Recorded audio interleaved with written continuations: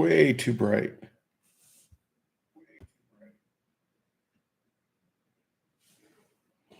Why is it that bright?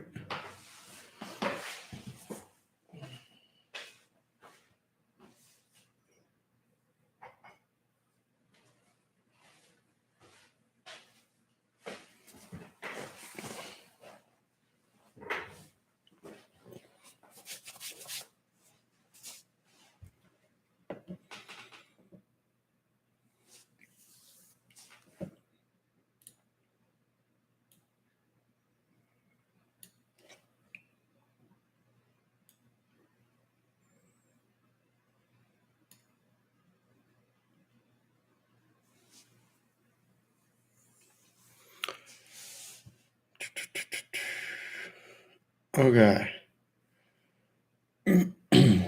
So for now, it is just me in here.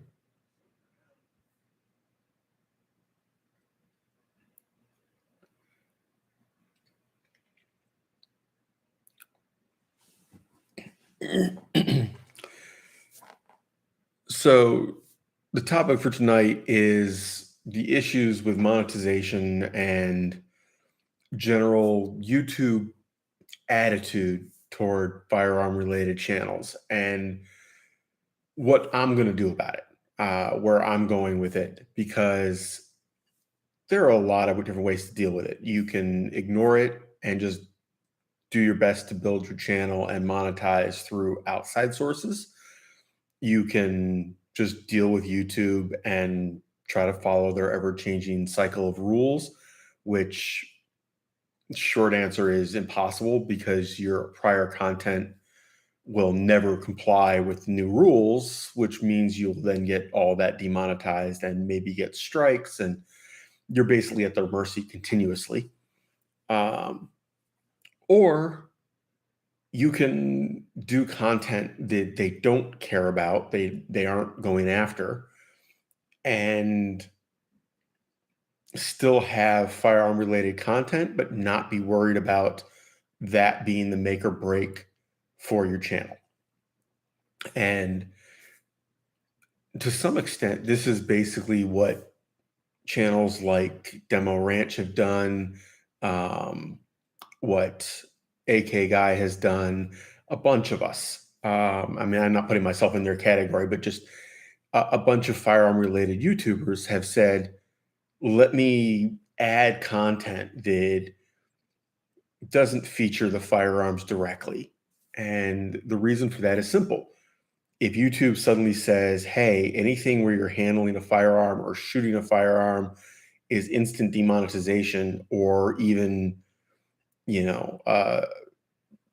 going further, like, this is a potential strike, they can be like, okay, this is, we're either going to private those videos so that they're not public and they're not worried about a strike, or at least we're not counting on them for the monetization. And it's a tricky thing because obviously if you're a gun oriented channel, how do you transition? Like, how do you add content? And it's one of the reasons why a lot of my content in the last 6 months, I'm talking about it, on topic, but there's no actual firearm in view. And that's not accidental. I would love to put them in the frame. I would love to have them, do more episodes, I guess, more shows where the firearms are front and center. The problem is that this leads to issues with YouTube, and I am trying to grow a channel. I am tiny. I am, not even at 1,300 subscribers, right? And I'm lucky if I get 150 or so views on a video in a normal time frame. The videos that do the best for me are not firearm videos. They're about firearms. They're usually about ammo, but they're not about the gun itself. And if that's a viable thing, I'm going to roll with it. The other thing I can do is branch out in terms of content, which is why I'm going to keep adding. And I apologize for the noise. We're about to get my heat running. It is very cold outside, at least by Texas standards, and is what it is. And by the way, if you hear any pounding, that's my upstairs neighbor who apparently decided that moving furniture on a Thursday night was the thing to do. I'm not sure if they're done or what. It hasn't gone for a couple minutes, but they were pretty loud earlier. So fishing content is one option. I do a fair bit of fishing. It is, as long as you're not, processing the fish, YouTube doesn't seem to care. Certainly, I can add that content. I've done it in the past, got crap views, but it was an anomaly for the channel versus something the viewers were expecting. And I think that if I keep putting it in there over time, it might not be the same viewers, it may be a different audience, but it will build total audience. And one of the keys with growing a YouTube channel is you have to have enough audience to have YouTube say, hey, this is popular, let me show it to other people. If you have a video that in the first hour gets way fewer views than average for a video in that category, it doesn't get featured anywhere. It doesn't get suggested. It basically gets black holed. And it's just how YouTube works. It's not that is not even picking on firearms channels. That is you could be doing a makeup video. That's how they operate. And the trick is to have a video that the content is something YouTube likes, meaning it's not pure like shooting firearms stuff. I mean, you're not talking about 30 round magazines. You're not talking about anything that's on their no-no list, right? And don't be showing anything that's on their no-no list. And then have it be active enough that they go, hey, this is a popular video. Let us show it to more people so that they might click. And if you can do that, it leads to bigger and bigger audiences. It's why larger channels grow faster because, okay, you put out a new video and I'll keep using Demo Ranch. If you're Demo Ranch, you've got 10 million subscribers, 10.6 or something. He's gone flying recently. 10 million subscribers, and you put out a video. It's not what percentage of his subscribers click. It's how many total people click in the early stages when it's just getting rolling. If you have very few people click early on, say he drops the video at 1 a.m, okay, it's not going to go viral. It may later, because he's got enough subscribers that, hey, at 7 o'clock in the morning Eastern, a bunch of people wake up and go, ooh, a Demo Ranch video, click, and then suddenly it will take off. But if you don't get views, you then don't get views. It's kind of a death spiral or a growth spiral. So what I need to do in order to grow the channel effectively is get views. I need to build an audience that's going to be going click, which will then help YouTube say, hey, we should show this to more people, and so on and so forth. And the problem with that is that YouTube doesn't like gun stuff. So in the overall formula, they most likely, we don't have proof, but they most likely are going, hey, this is firearm related. Prioritization goes way down. You better be, a very popular video to get the same attention a different topic would. It's a penalty. It's that simple. I don't know how else to describe it. And the problem is YouTube keeps changing that metric. They don't make it consistent. You can't say that, well, if I don't do this, I can do this and it will work. And my best videos are usually things that have continuous flow. If I look over here at my top videos in the last 48 hours, none of them are my last couple of videos. It's 6.5 Grendel versus 6mm ARC, 6.5 Grendel ammo shortage, 6.5 Grendel versus 6.5 Creedmoor. None of those came out in the last few days. None of those came out in the last week. The newest one of those is the 6.5 Grendel ammo shortage. And that was January 25th. So, I mean, just over a week ago. That was, yeah. So that's kind of, and that's typical for me. I have certain videos that are popular and they continue to be popular. I need to make it so that videos get more attention early on and YouTube doesn't go, yeah, we don't care. We're just still not going to show that to people. And my solution is going to be to branch out. The fishing videos, I have a motorcycle channel that I just started about 6 months ago and didn't do much with. I put up a couple of videos because I finally went and got my license. I've ridden before, but never publicly. It was I didn't have a license, and it wasn't my bike. It was always, you're riding around in somebody's private property, usually dirt bikes, not a lot. And when I lived up north, it was just pointless. I was not willing to spend the money on something I was only going to use a few months a year and not regularly. My life didn't suit a motorcycle at the time. So my theory is I will add, sorry guys.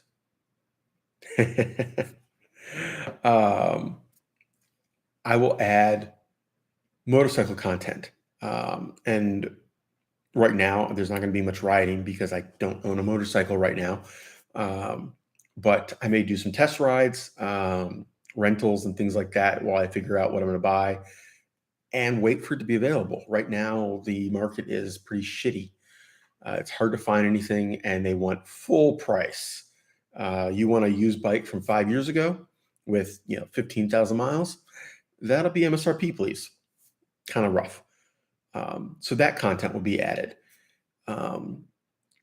Other stuff, but I'll try to keep it to things that the same kind of people are going to be interested in. There's no like magic formula. It's not like, every gun guy is also a fishing guy, is also a motorcycle guy. But I think that's a pretty typical combination, right? I mean, even if you don't ride, it's still interesting.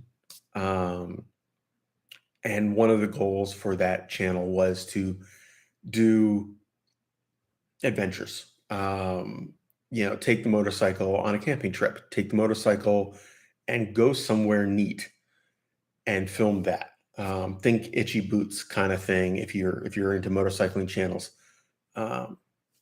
Not quite that cool, and I'm not that cute, but that concept where the content isn't the motorcycle so much as what's happening, where you're going, what you're doing. And but also, gear reviews, just talking about the latest stuff.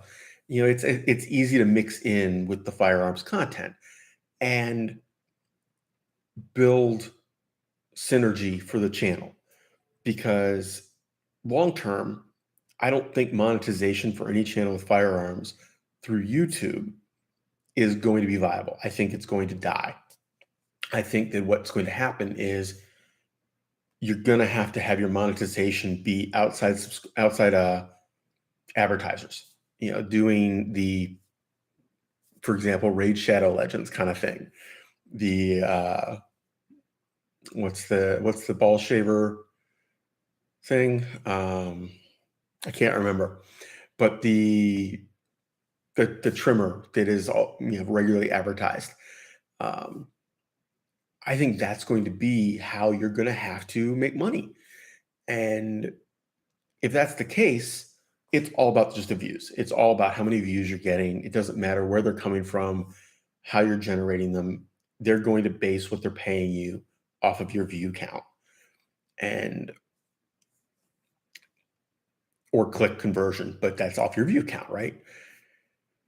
So yeah, there's going to be some variety. It's not going to be purely firearms anymore. And what I'm probably going to do for now is Tuesday video or Saturday video will be firearms, and the other video will be something else. And it might be firearm related, or it might be motorcycle related, or it might be fishing related, or it could be a cool brewery I went to. Um, we'll see, but something else. And my hope is by taking advantage of YouTube's interest in other topics, their focus on those topics to drive subscribers, to drive views, and hopefully those people also enjoy the firearms content. Um, because the original goal of this channel was firearms education. It wasn't entertainment. That was never part of the equation. It was meant to be, here is information that I think people can use, that people need to know, that is maybe not obvious to people who are new. That's why a lot of my content, if you're not new to firearms, is very simplistic. It's very dumbed down and even wrong in some cases, because I'm literally going, let me simplify this down to the point where somebody with no clue can understand. And sometimes that means that I'm saying something that if you really understand the topic, you're like, that's not really right. That's not accurate. But it is in a general sense. And the person I'm talking to is not somebody who understands the difference. They are somebody who has no clue. And I think that that is a valuable thing. I think that particularly with how many new gun owners we've had in the last few years, that's a useful service. The problem is clearly it doesn't lead to viewership and subscribers. Um, it just doesn't. I don't know what to do about that other than making other content, because YouTube doesn't like that kind of content. Um, and I think it's important to recognize how that's changed over time, because 5 years ago, YouTube didn't care. Maybe 7, they really didn't care. 2, 3 years ago, they started to get pissy about it. They started changing their policies, and it wasn't so much to be anti-firearm. That isn't really their goal. It's catering to their advertising audience and their advertising market. And the problem is YouTube hasn't figured out how to do that efficiently, and which is really silly.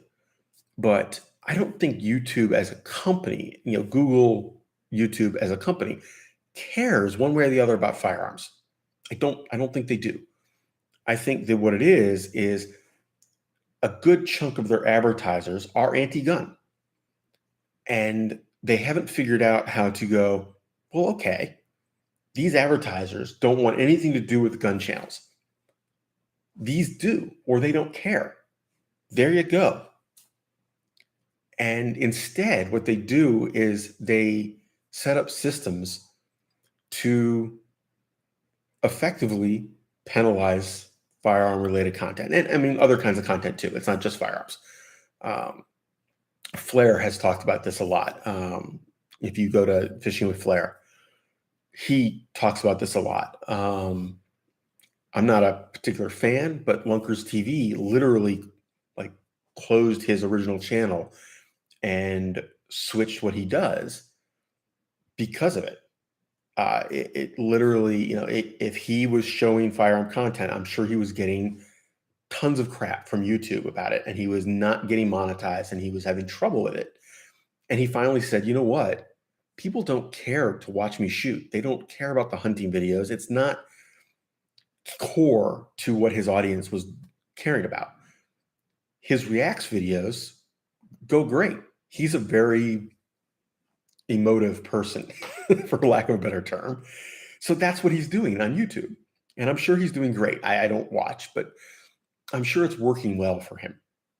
And YouTube doesn't care. They don't go after that kind of content. Even if he's reacting to a video that they don't like, it's not his video. It's a react video. Works. It's one of the reasons why I am sure Lake Fork guy can't grow his channel as quickly as he deserves. To use another Guggen, his channel grew quickly for a little while, stalled out, grew a little bit again, and then stalled out. How is he not super popular? Really? I mean, like, he is awesome. He has an awesome channel, but he shows too much that they don't like. It doesn't mesh with what they want for their advertisers. So they don't show it. They don't promote it in the system. And there's nothing we can do about it. You can't force Google/YouTube to change those policies. They're going to change them based on advertising revenue. And the only thing you can do is say, okay, I'm going to grow my channel another way, and I'm going to grow my brand another way, and I'm going to get outside advertising. I'm going to have a sponsored video. Or in his case, for most of it, he doesn't care. His channel is literally his channel based on his audience, and his money is coming from the Guggen Squad. His revenue is coming from other sources, and the channel supports that, but isn't really dependent on it. Because, I mean, does anybody really think that if he made no money on YouTube from that channel, that it would stop? I would bet a good chunk of his videos are demonetized, and it doesn't stop him, because it's not his source of income. It's really not. In my case, I would love to monetize my channel and have it be a source of income. Probably won't ever be my major source of income, but it would be nice.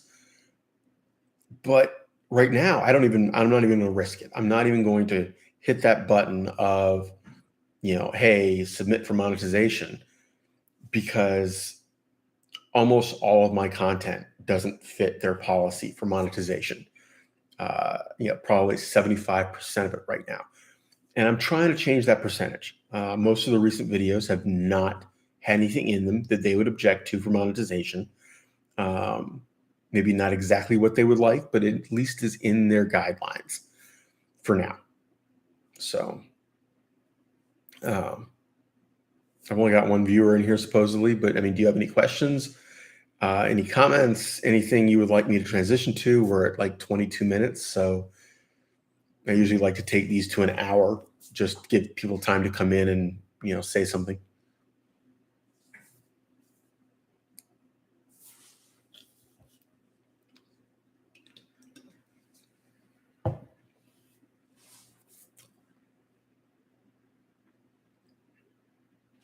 Okay. I guess you do not have anything you want to add. For fishing content, I live in Texas. I live in San Antonio area, right? Pre-spawn is starting, a couple weeks, maybe at most a month, and then spawn shortly after that, obviously. My goal is to get some content filmed through that process and space out the videos, rather than dumping all of it at once.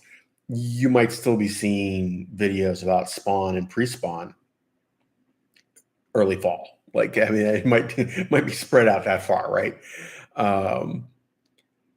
But there's some new stuff on the market that I'm going to try out.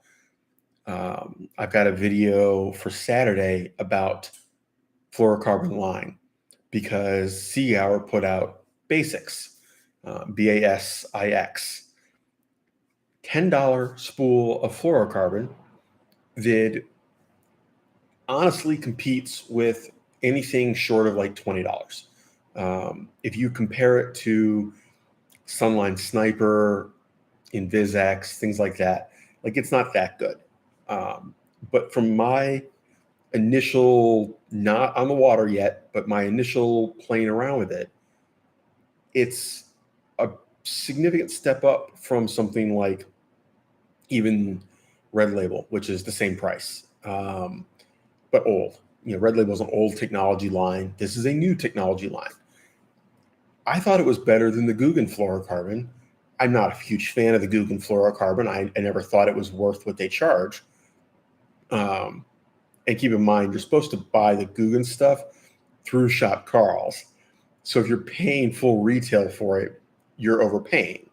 Their pricing literally is based off you getting 30+% off on shop Carls. That's just how it works for their stuff. So their fishing line, their fluorocarbon line is $15 for a spool. That's $5 more than the basics. It's not as good, at least not so far. I mean, I haven't put it on the water yet, but I wasn't terribly impressed with the Guggen Squad line on the water. I've got it spooled up on one of my rods right now, and whatever. I mean, it's not bad, but it's not. I'm not impressed with it. I'm not happy with it. I'm a lot happier with the Sunline Sniper and the InvisX.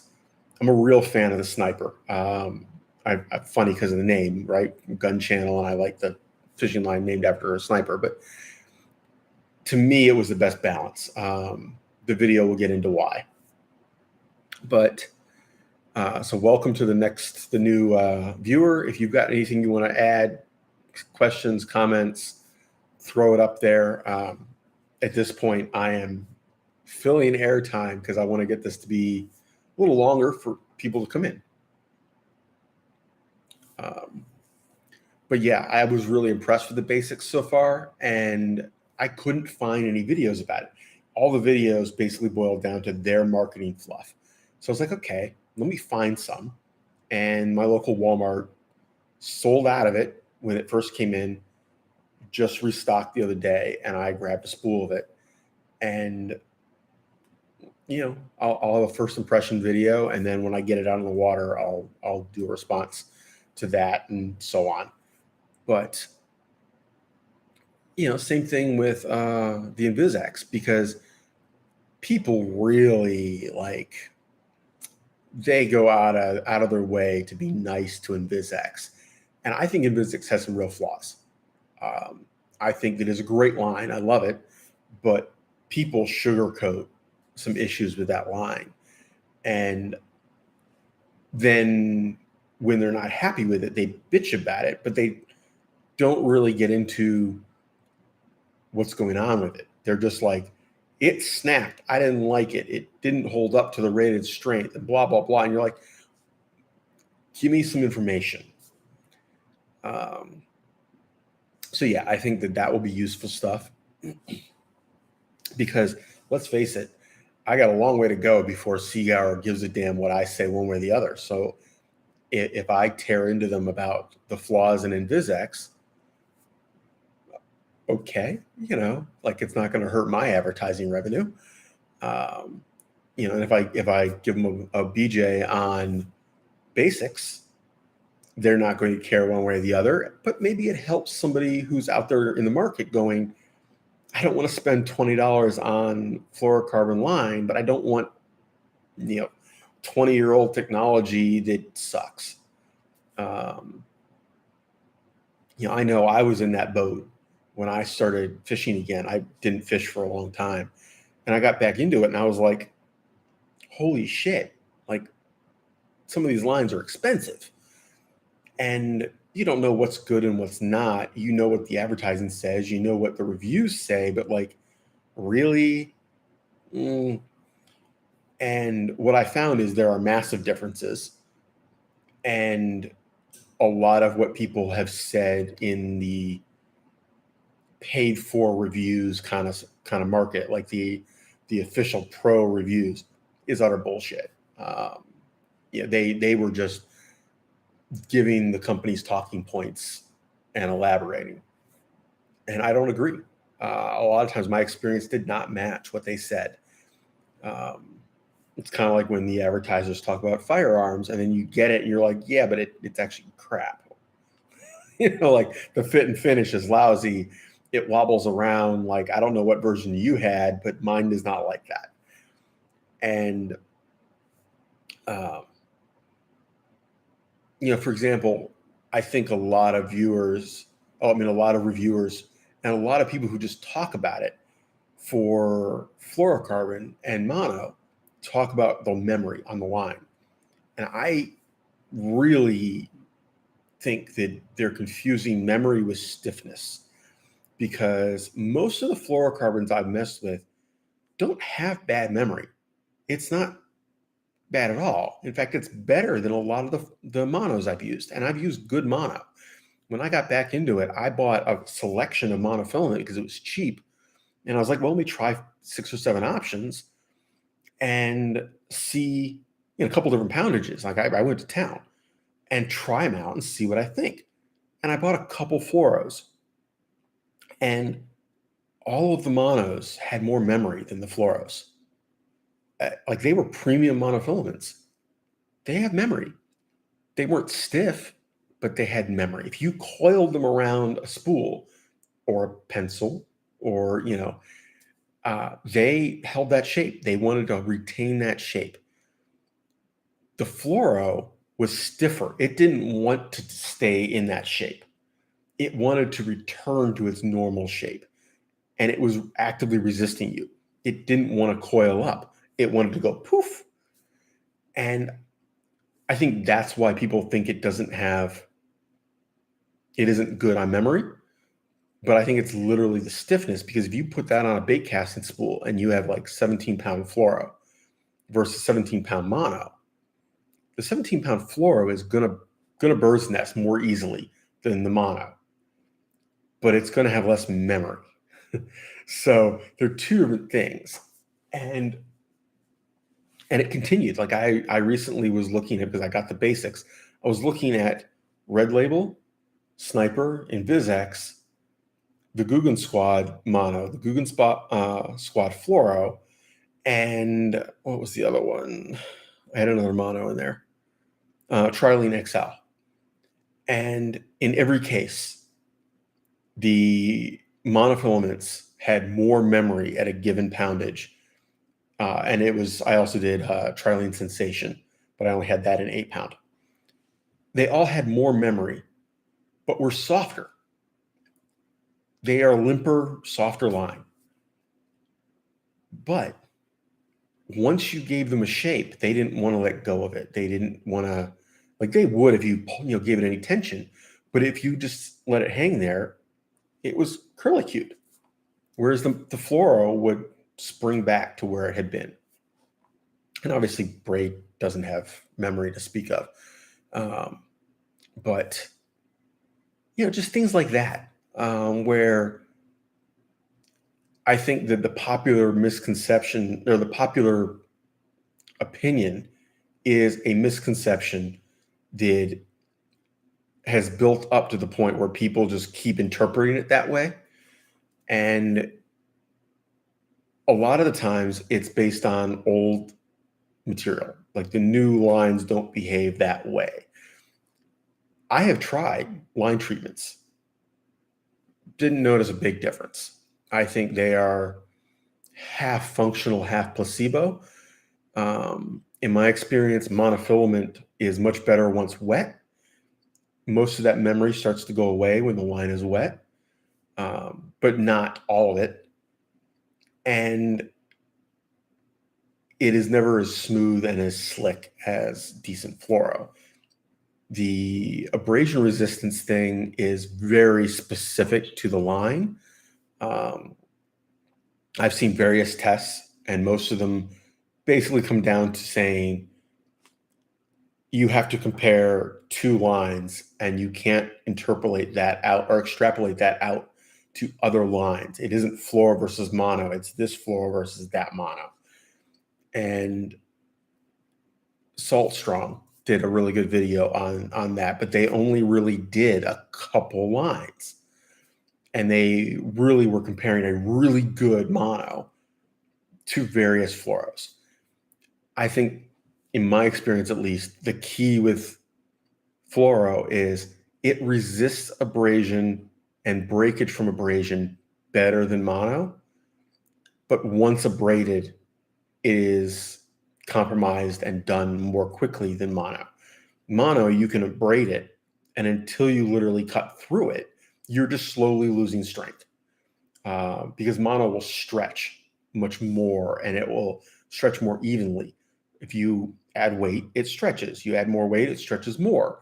Whereas fluoro, doesn't stretch much at all until it starts getting close to its breaking point, and then it stretches rapidly and fails. Well, if you abrade it, fluoro it's almost like glass. Once you put a chip in it, it'll just crack.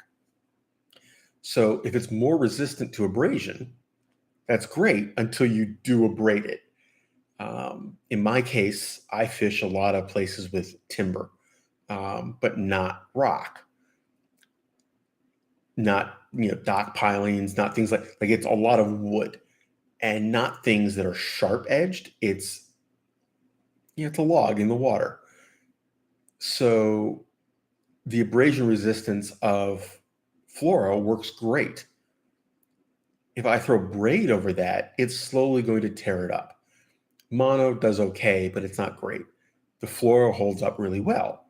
If I was somewhere with a lot of rock and barnacles and rusty pilings and things, okay, now that's a different scenario. Welcome in. I see we got a new person. If you've got anything you want to chat about, any questions, comments, concerns, random opinions, thoughts on the weather, feel free. I'm just kind of bullshitting at this point about fishing line.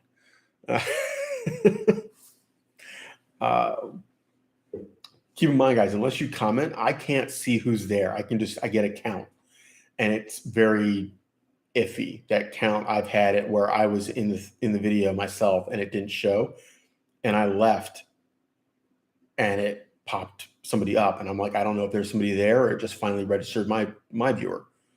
But yeah, I mean, let me see here. I'll do things like the review of these gloves, Alpine Stars SMX gloves. I love these gloves, but I got some real pet peeves too.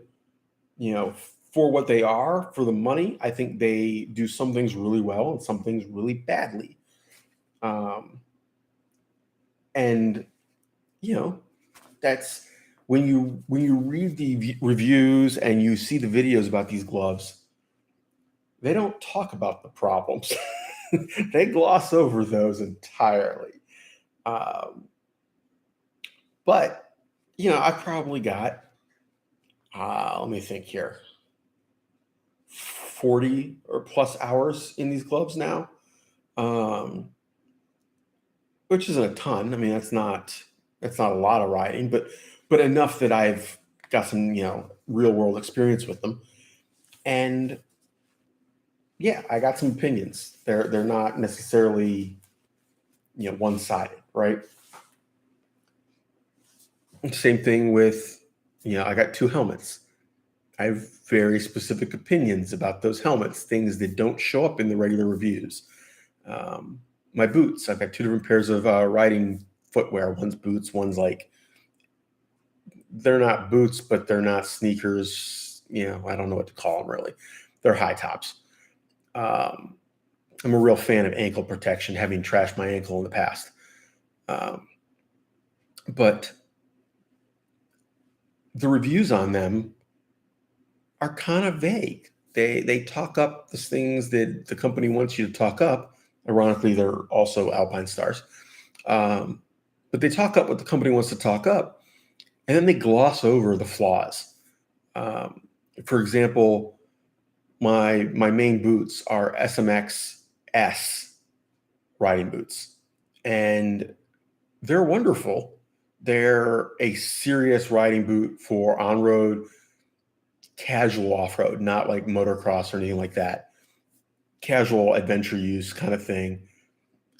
But they're not quite hardcore like a racing boot, but they offer good protection. They're more protection than a low boot. Well, that's great, except that they make a vented and a non-vented, and they don't make, as far as I can see, or they didn't do the vented in that model. They only do it in the higher model. Well, that's great until you're in Texas in the summer and you're melting. So yeah, I mean, I took my MSF class at the Harley dealer this summer wearing those boots, and let's just say I came home and, you know, put some deodorant, deodorizing stuff in there and let them air out. And when I was done with the course, after I took it during the week, not the weekend. But when the course was over, I literally put them out on my balcony with deodorizing stuff in it and let them completely air out because they were like a swamp.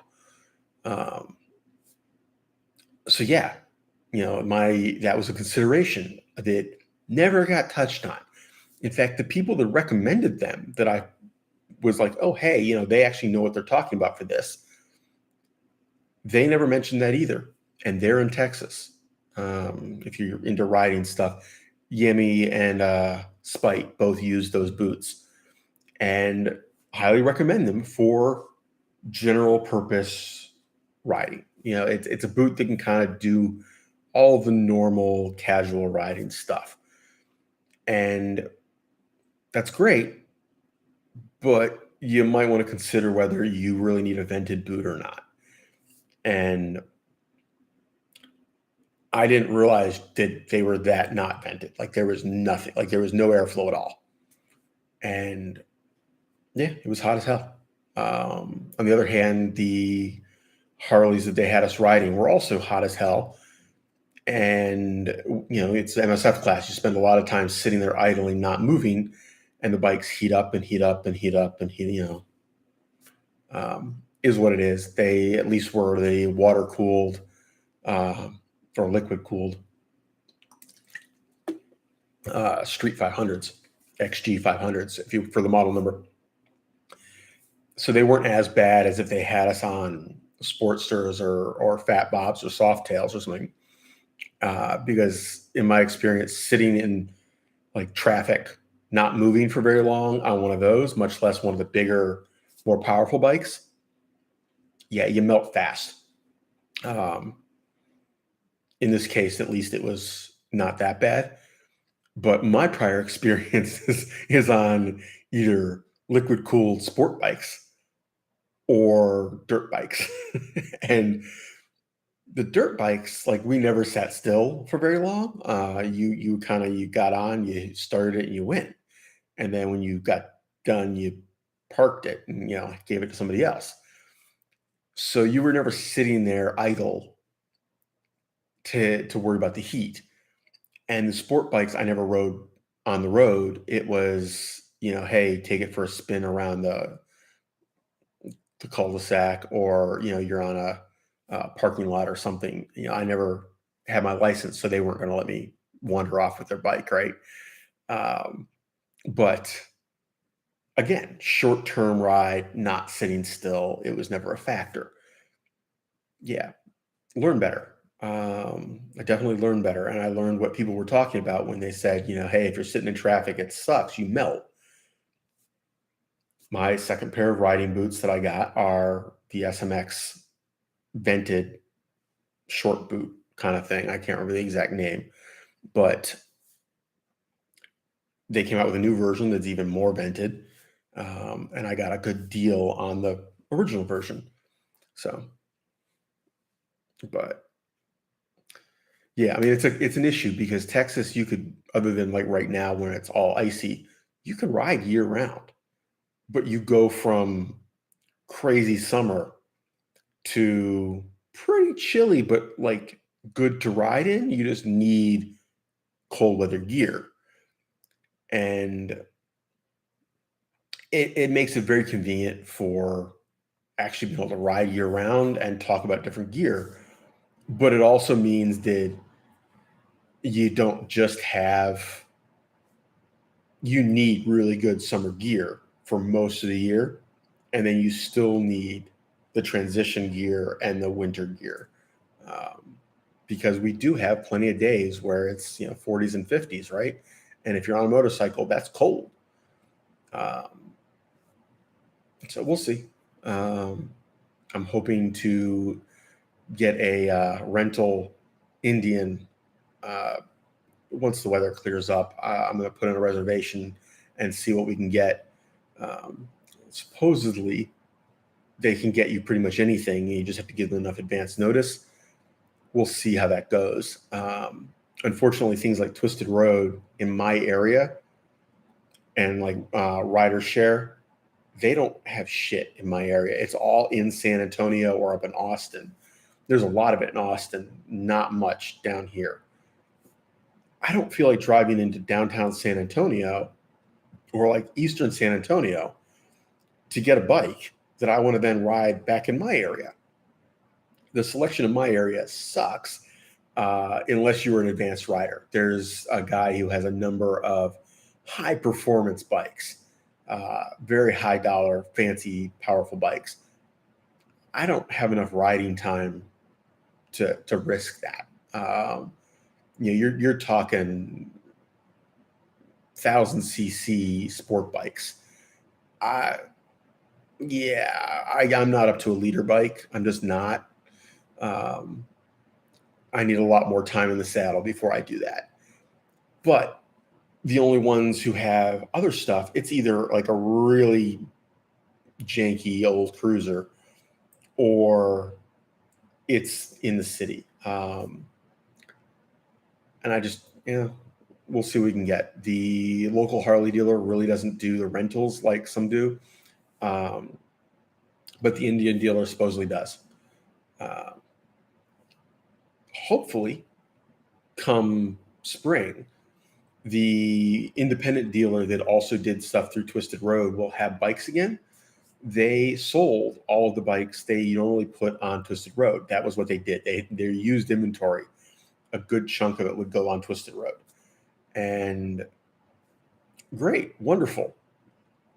They're 30, 40 minutes from me. And I don't know that area real well yet. So going there to get a bike, coming back here to ride, and then taking it back, that's a pretty wild highway for motorcycles if you're not a real experienced rider. Even people who like ride a lot, they're serious riders, say that stretch of highway is a bit janky because it has a lot of steeper hills with corners and it's narrow. And you're like, well, hang on, there's oncoming traffic because it's not a divided highway anymore at that point, and people are doing 80, and you can't see around the corner because there's a hill with a cliff. Yeah. So, there's a back road, which isn't bad, and that's kind of what I'll think I'd do is go out there, cruise around that area. If I want to keep it for the whole day, I'll bring it back by the back road. And if it takes me an hour instead of half an hour, whatever, the point is to enjoy the ride. And I'll video all that. I'll set up the GoPro on the helmet or a camera on the bike. Really, I get one chat and it's somebody. Come on, screw you guys.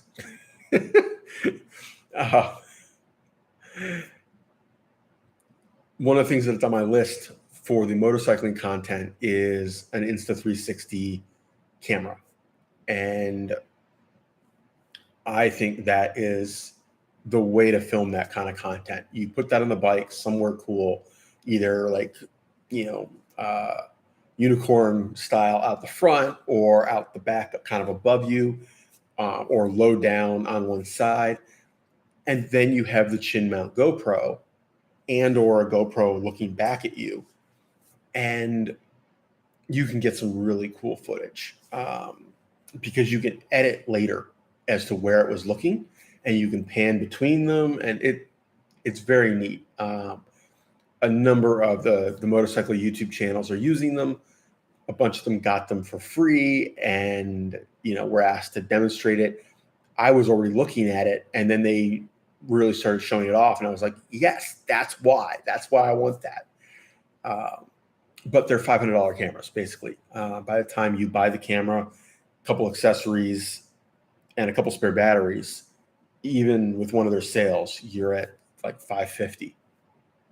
So that's not a casual investment. I need a camera for this channel so I can stop recording on my phone and stop using this thing for live streams. That's like grand. Well, I mean, I'm not making any money on the channel at all. That's a grand out of pocket that I don't have to spend. But on the other hand, it helps the channel grow. How much do I think the channel is actually going to grow? How much that's going to be worth potentially? Mm, yeah. If I start doing the motorcycle content and that's popular, the Insta360 camera would be first, and then the other camera, because my phone works. That's not bad. It's just not great. The Insta360 camera does something you can't do any other way. I mean, there's a GoPro version, there's a couple other versions, but that kind of camera does something you can't do with any other kind of camera. So, um, but yeah, unless the person in here has anything they want to talk about, I think we're going to close it out. We're a little shy of an hour, but I have rambled on like 5 different topics, and it is what it is.